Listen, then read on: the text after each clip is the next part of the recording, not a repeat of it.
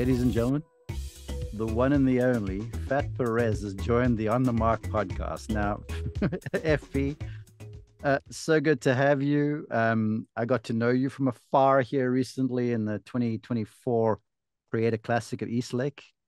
I fast became enamored because I'm like, here's a guy who's a hell of a golfer who doesn't take himself too seriously. And I'm going to date myself here. You gave me real Chris Patton vibes. Now, do Okay. you remember who Chris Patton was? So I remember you made the remark on the telecast when I looked back. So I went and looked him up. And I didn't remember at the time from name recognition, but I remember looking at him and I guess he won a US amateur, is that right? It's amateur champion Um and silky smooth yeah. swing, just like yours. Kind of took it easy, just cruise around the place.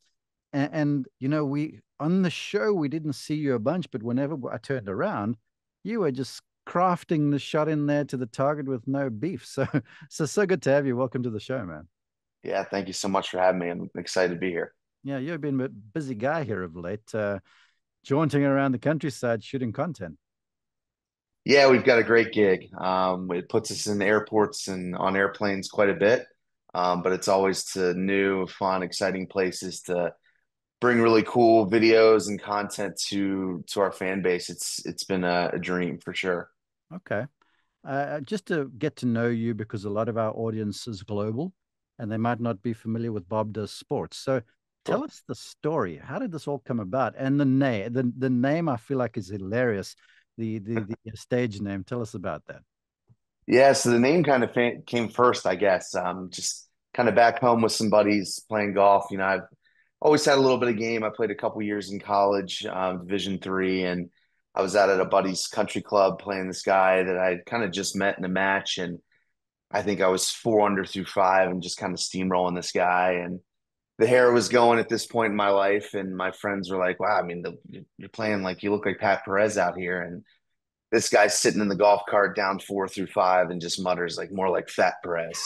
And yeah, it wasn't. I didn't love the nickname at the time, but I tried not to act like I hated it Yeah. because we all know once you start, kind of acting flustered by something, your friends never let it go. But fortunately and unfortunately, they never did. So even before the whole Bob Does Sports thing came about, that was sort of something I was hearing back home for a little while, to my dismay. But yeah, it's a crazy ride. We do the show on YouTube with two of my buddies, Bobby Fairways and Joey Colcutt, so they're kind of nicknames. And yeah, the whole Bob Does Sports thing started as kind of a man on the street with just Bob, Hmm. kind of traveling the country to different sporting events, kind of doing man on the street type stuff, and even experiencing a little bit of different sports. So back then he was doing, rugby and just trying everything and kind of showing what, the everyman experiences and different things. And somewhere along the line, he kind of gotten into a time crunch to put a video out. And he called his friend Joe to kind of make a golf video. I think it was either a one club challenge or maybe one of the drinking challenges that we do now. And it just hit way better than anything he was doing on kind of the sports experience side of things. So slowly but surely, it kind of morphed into a golf channel. And as that happened, I had kind of got to know them along the way as a follower. And they brought me into the fold. And since then, it's kind of been the three amigos traveling the world making YouTube videos. And I came to know you because in my research, as a part of this call for this event, which was fun, I had to kind of drink out of the proverbial fire hose, and, Sure. and I learned about Fat Perez, and then I watch your golf swing, and I'm like, wow, this guy's good. And then a lot of folks were like, hey, lay off the people's champ. This was after the swing analysis thing I did. So apparently the people's champion as well. Yeah, I don't know what it is. I seem to have a little FP army out there behind me, which is super cool. I don't know. Yeah, I think I just, I kind of go about life in a very casual, comfortable way. And I'm probably not the prototypical, scratch golfer build. So I think a lot of, the people out there, the weekend golfers, maybe see a little bit more in me than they do in the, 6'4" tall, lanky, framed big hitters. So I hope I'm showing that, it doesn't really matter what you look like. You put the work in, you can see results on the golf course. Amen, brother. If there's one thing I know for certain here in my 53 something years, is that the golf ball does not know who you are, and you can do whatever you please. If you have an idea, if you know what you're trying to do, I guess is what I'm trying to say. Yeah, 100%. I mean, look, it's an easier game when you're tall and slim and flexible.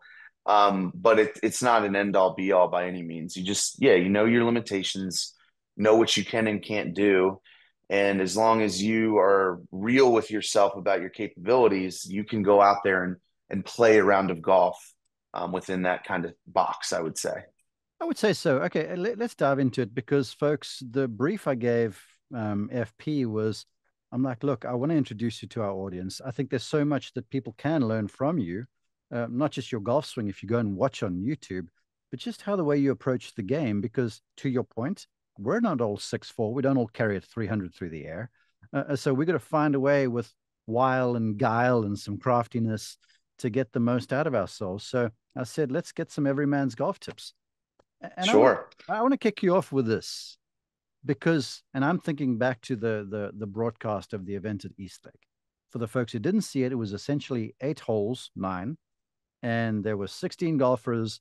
The final 4 low scores went to the final hole playoff for the champion. It was a resounding success from what I understand. And you had this mixture of bombers and guys like yourself, and there were some ladies in there. And then I'm watching you sort of cobble your way around the golf course there, where we turn around from watching Micah Morris crank one with a 2-wood that goes 330, and Brad Dalkey and something silly to that, where you hit one 270-ish down the fairway, whatever it is, and then you sort of curve a little medium iron there into the flag, and you putting for birdie at pretty much the same range that they are. So let's start there with playing your own game. I want your takes, please. Yeah, I think it's just, you shouldn't always play, I would say, for the best shot you've ever hit with each club. So I've always kind of thought to myself, have I carried driver 265 or 270 before? Sure. Do I do it all the time? No, absolutely not. So when I go out there, I try to play golf and hit golf clubs kind of within the median of my either yardages or abilities or percentages of outcome. So I see this a lot on par fives. Like if I've got 260 into a par five, I can hit my forward 260. But what's going on around the green? If I don't hit it perfect, where am I going to put myself? What are the percentages I'm going to make eagle from here?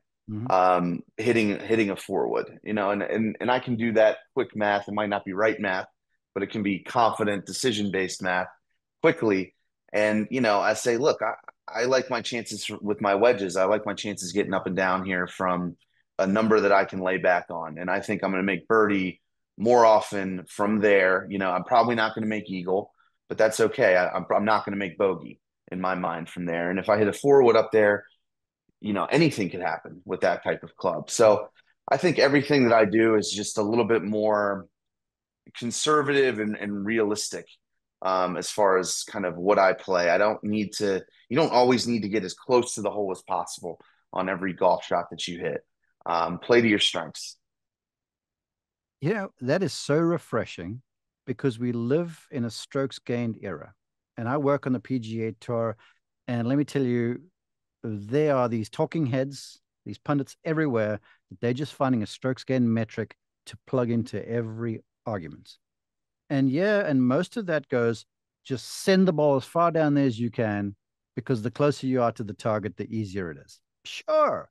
But what you say there's got so much merit because not all of us are strong enough to wedge a ball out of heavy rough over a bunker and stop it. So what you say has got so No, much merit.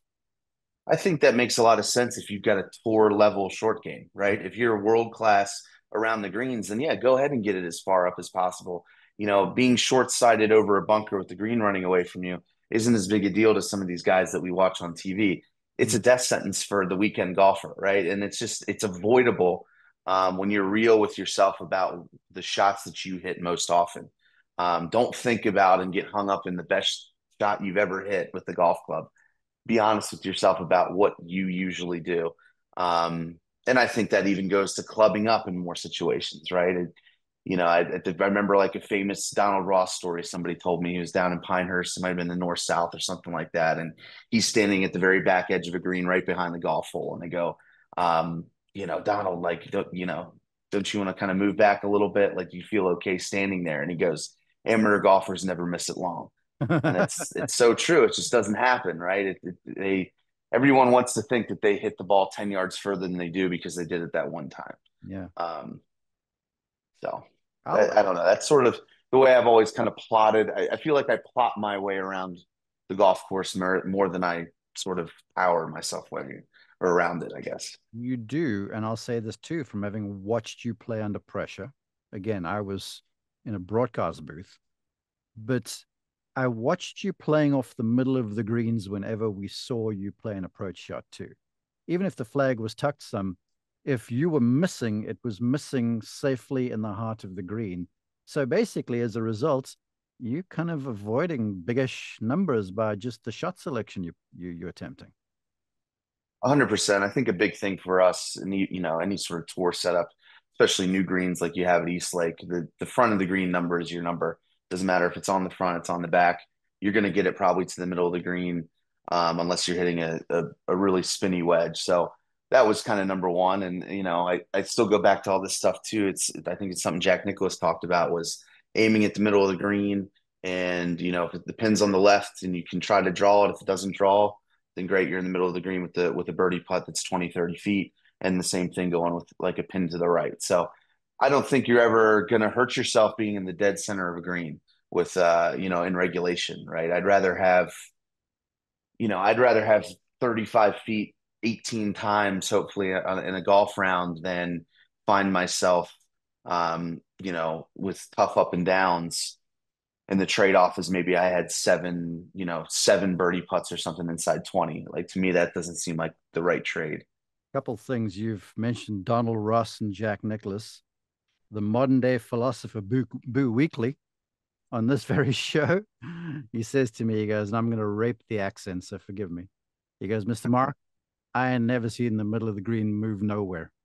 And you're absolutely right, Boo. You're absolutely right. And that guy can flush.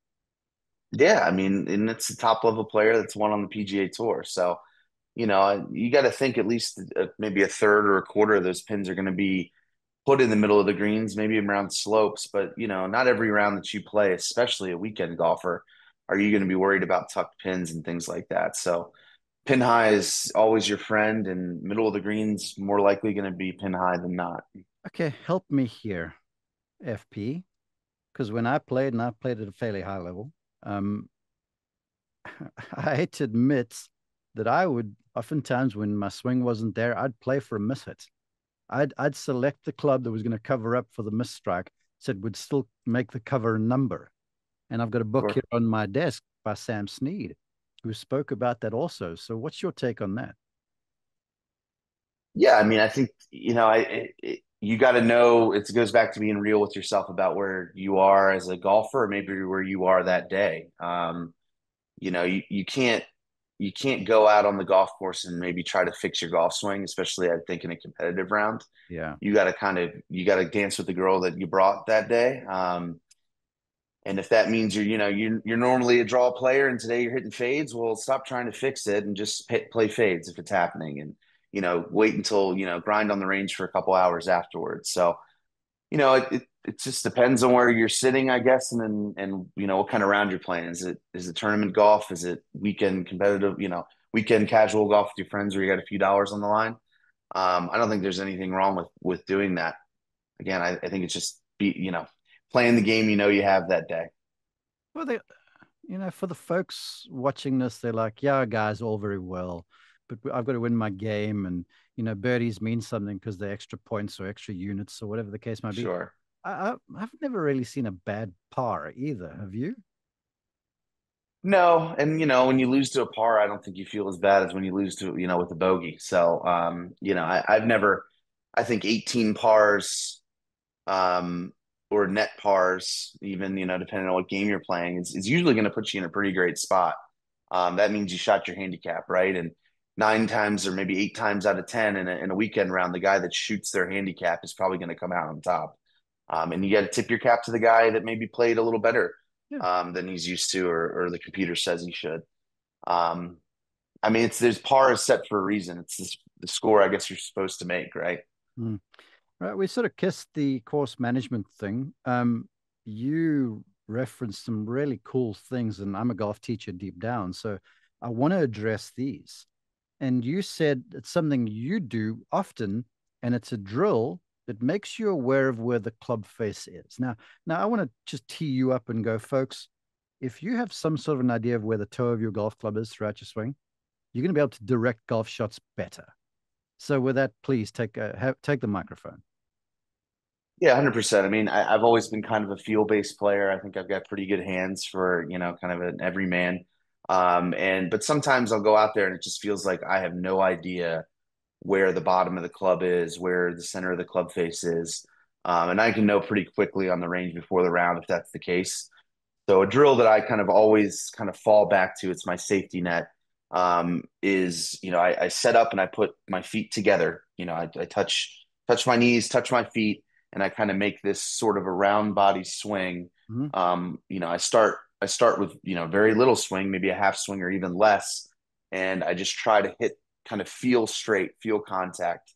And I think that just gets my lower body out of it. And it really is just arms and hands at that point where I feel like I'm kind of resetting my feel in my hands. Yeah. And, I lengthen that as I feel comfortable, as I'm hitting shots straight, or, I'll even want to kind of move the ball a little bit. Hey, can I hit a cut from here? Can I kind of hook this around from here? And I'll lengthen the swing, as I'm feeling comfortable. And ultimately, it's a pretty full swing with my feet together.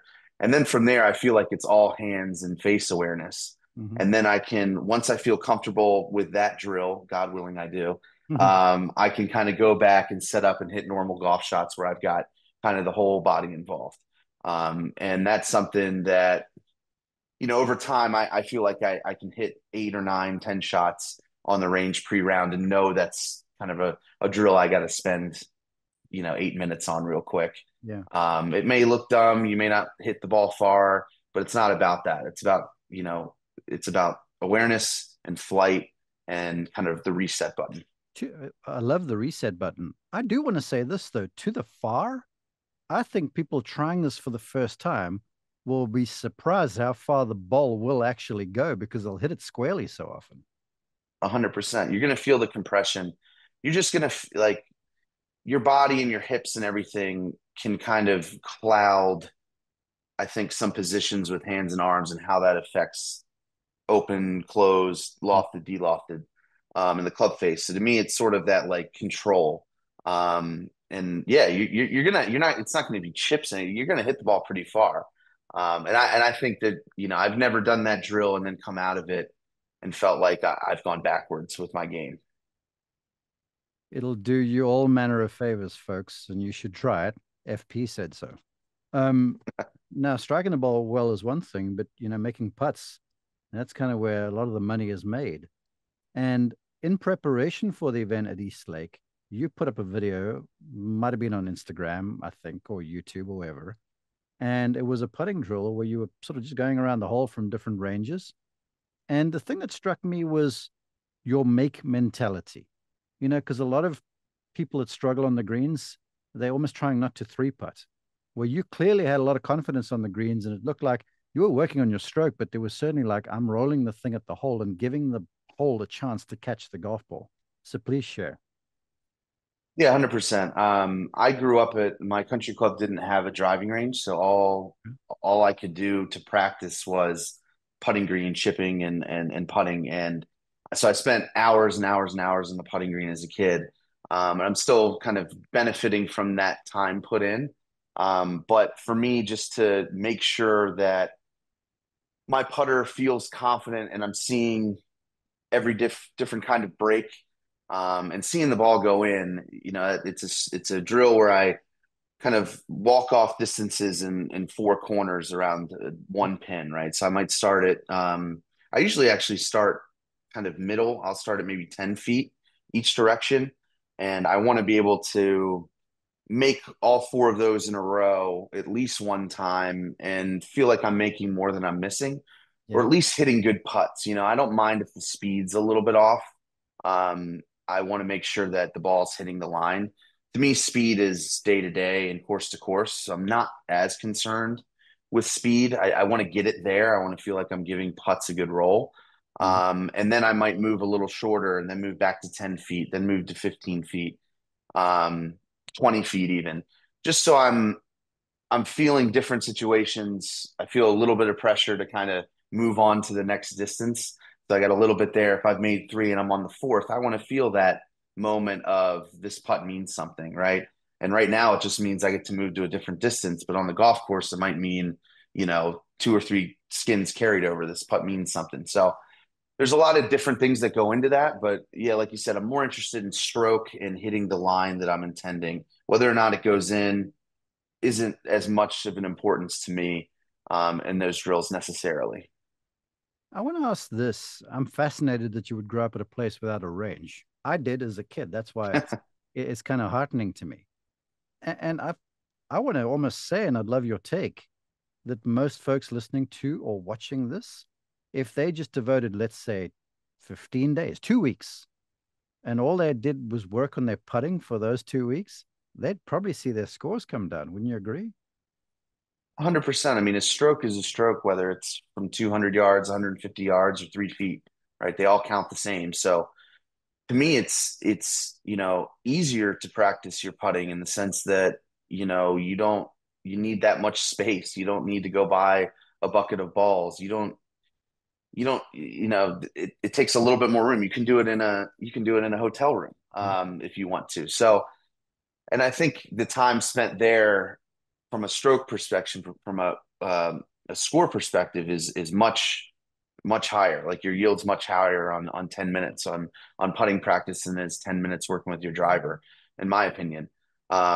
And to me, I think when your average weekend golfer that works Monday through Friday goes out to the golf course to play their one round a week on Saturday, and they might get there 45 minutes early, and they're used to just pounding balls for 40 minutes and then getting 5 minutes to get to the tee box. Yeah. Spend 15 minutes of that 45 minutes on the putting green, dialing in your stroke, dialing in the speeds for the day. You're going to see 2 to 3 to 4 strokes with the same golf swing Mm-hmm. that you would if you didn't do that. I think I'm confident in that. It's just so unsexy though. But the It's thing not fun. There's nothing fun about working on putting. Yeah, there's nothing cool about it. It doesn't make for a great Instagram video. But you know what? Put some AirPods in, put on a good playlist, and I think you'll enjoy it a little bit more than you think you will.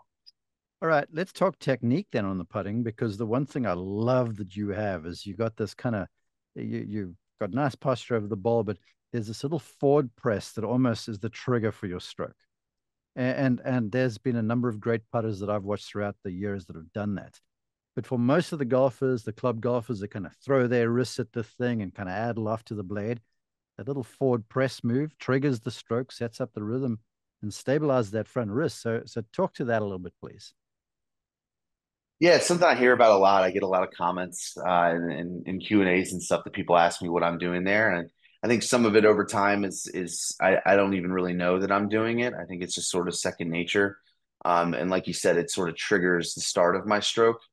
But I think even more so when I do spend time thinking about it, which I try to not to do because I want putting for me to be very fluid and feel based and not as technical. But I think it almost has an arm lock Yeah.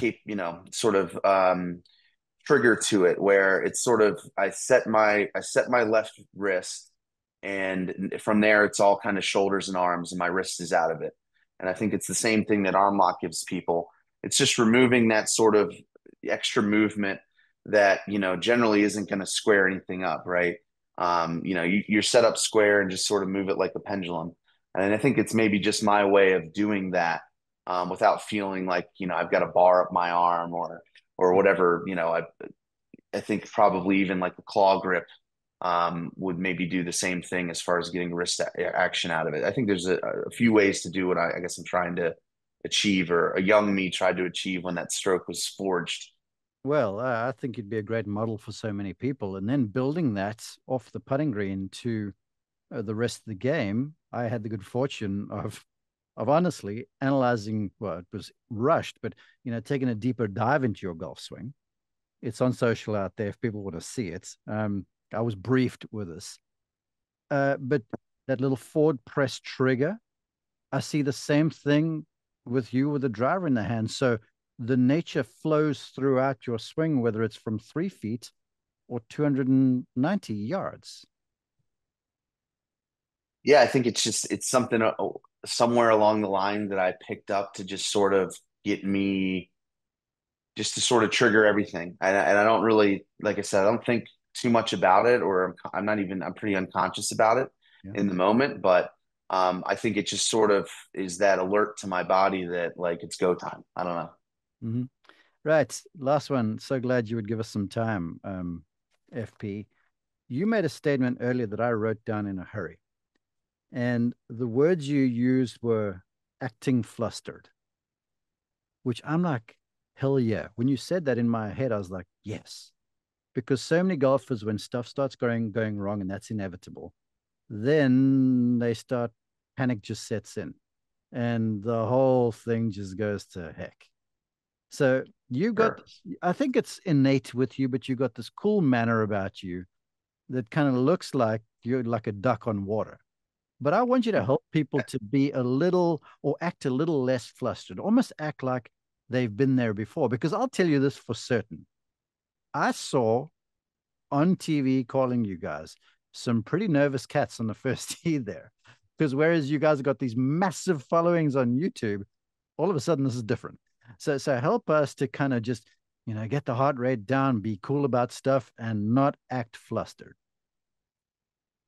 Yeah, I think there's a couple things with that. I think the first tee specifically at Creator Classic, we get hundreds of thousands, if not millions of views on YouTube, but you don't even have maybe one eyeball in person other Yeah. than your camera guys and your buddies. So playing in front of a crowd's a different animal. You saw the excitement. It was really cool. And I felt a little bit of nerves for sure. And what I kind of leaned into and kind of told myself to get myself through it was, if you were going to do anything in front of a crowd of people, what would you want that thing to be? Mm-hmm. And for me, it would be hit a golf ball, right? That's what I feel like I do best. So, in some ways it was like, well, you're out in front of a group of people and you're doing exactly what you would pick to do. So go do it. And that kind of calmed me down a little bit. I wouldn't say I got back to normal heart rate, but it definitely got me to hit that first fairway and kind of get going with the round. Um, and then otherwise, I've always kind of leaned into, I'm a pretty chill guy that probably doesn't seem like much, but I subscribe to a lot of anatomy and things like that, and I think heart rate is a real thing, whether or not you're really excited about three birdies in a row or pissed off about a double bogey, right? You're To me, that's heightened heart rate. Your body doesn't know why, and you're going to start feeling that in your arms and legs and things like that. So it's cool to be excited. It's cool to be critical, but I think you've got to sort of keep this main line where you don't get seven birdies in a row because you are over the moon and jacked up about the six. I think you're going to get nervous. You're going to fly the green with your next iron. There's all these adrenalines and things that come into play. So to me, I've always just sort of played golf in a life doesn't depend on birdies, bogeys, doubles, and eagles. Just go have fun and make the best score you can. This has just come to me. I'm interested in what you have to say because what you guys do, it's a fun watch where you guys go out and play golf and there's a little banter and guys give each other grief and but there's never really mulligans either. And I feel like the mulligan is the enemy of improvement. Whereas you would like to hit another good shot to prove to yourself you can. I feel like, okay, that was mine. Now I'm going to move on and try and see what I can do about it on the next shot. What's your take there? I think golf is so unique in that way. It's really the only sport that you have to go kind of pay for the actions that you just made. I mean, you play tennis and you hit a ball out, all right? Well, you start over. The Yeah. next guy serves, right? Even football puts the ball to the middle of the field and everybody lines up and you call a new play and you kind of start over. Golf is really the only one where you've got to go deal with what you just did. And I think that's what makes it great. It's such a mental grind, and it's such a life. There's so many parallels to life in the game of golf. It's incredible.